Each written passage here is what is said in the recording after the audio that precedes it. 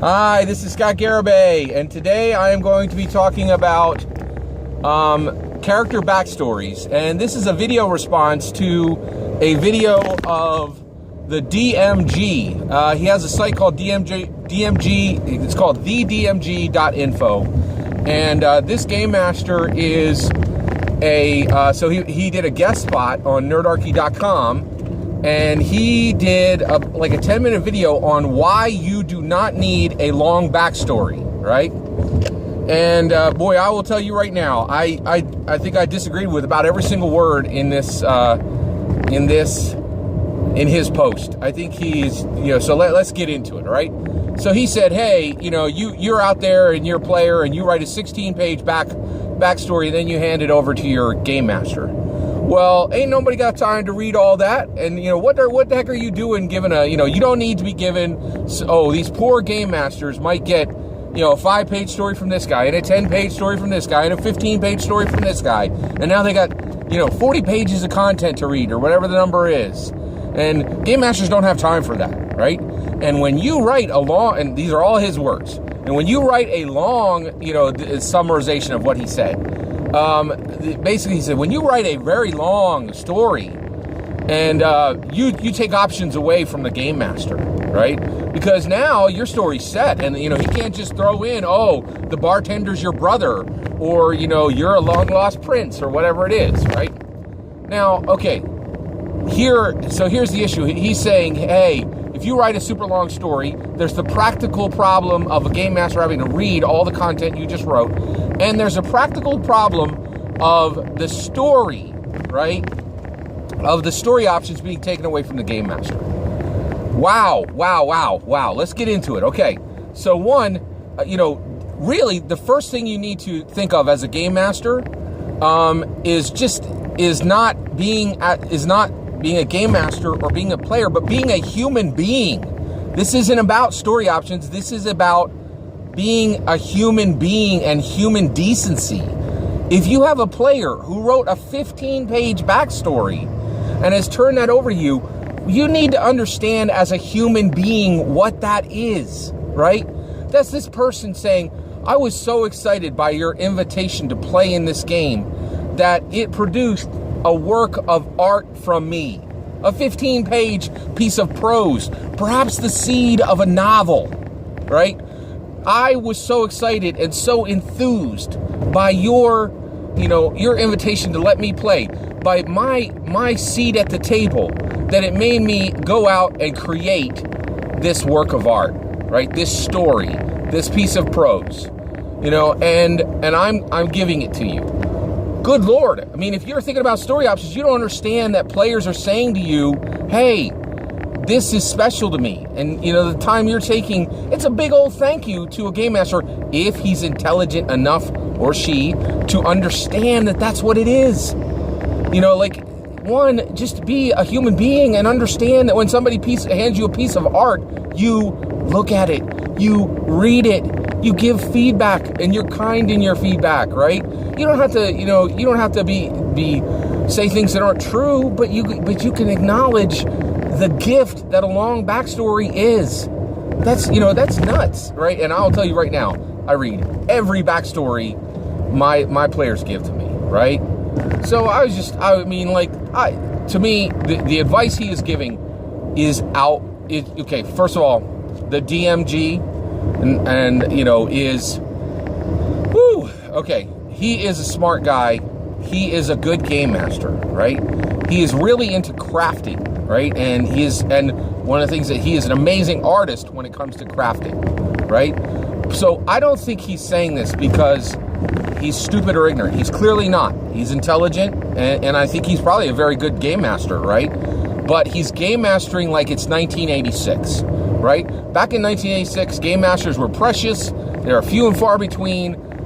D&D was, virtually brand new, and it was near its height, and you could get away with this nonsense because people still believed that the story was generated by the game master and was owned by the game master, right?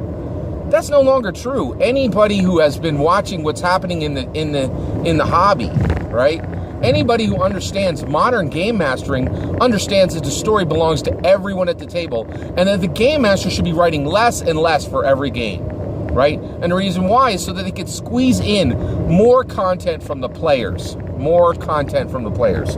So frankly, when I get a game master, you know, a backstory, that goes into my story first. That's the first content, because you already know that the player wants to see threads that are tied to his character, and not to screw them up, not to come back and say, oh, I killed the sister you put into this story, but to make their lives richer, right?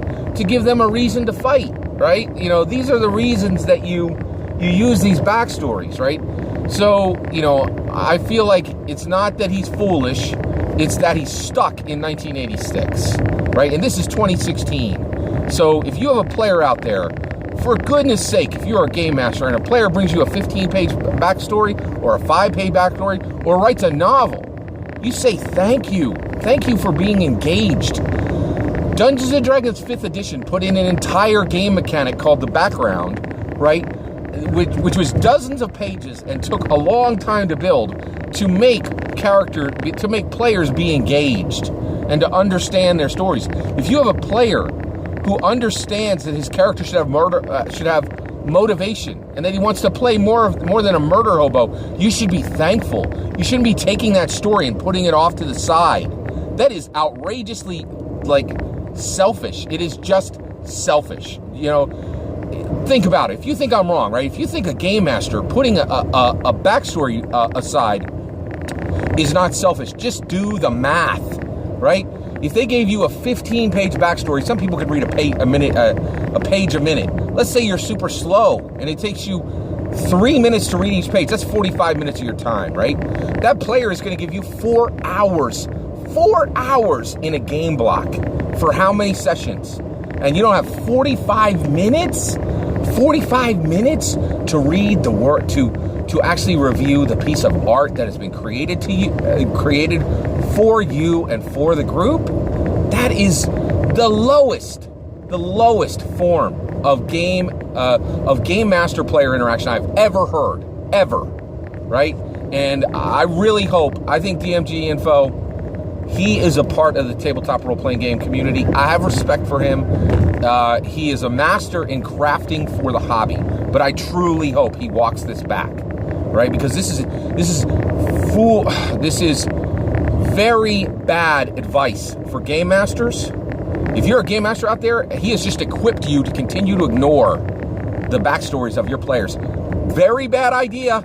Very bad idea.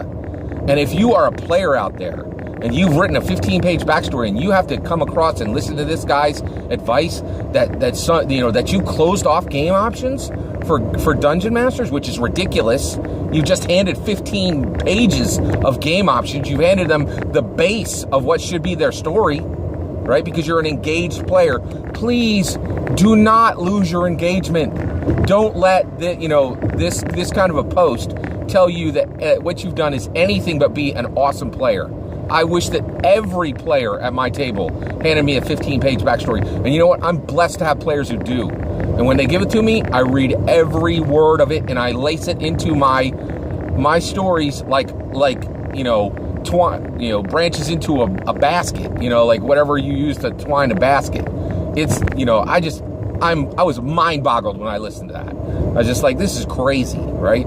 So if you're out there and you're writing 15-page backstories, keep writing them. And if you're out there and you're a game master and you have a player who writes a 15-page backstory, for the love of goodness, understand what that player is doing and that they are engaged and that you're blessed to have them in your game.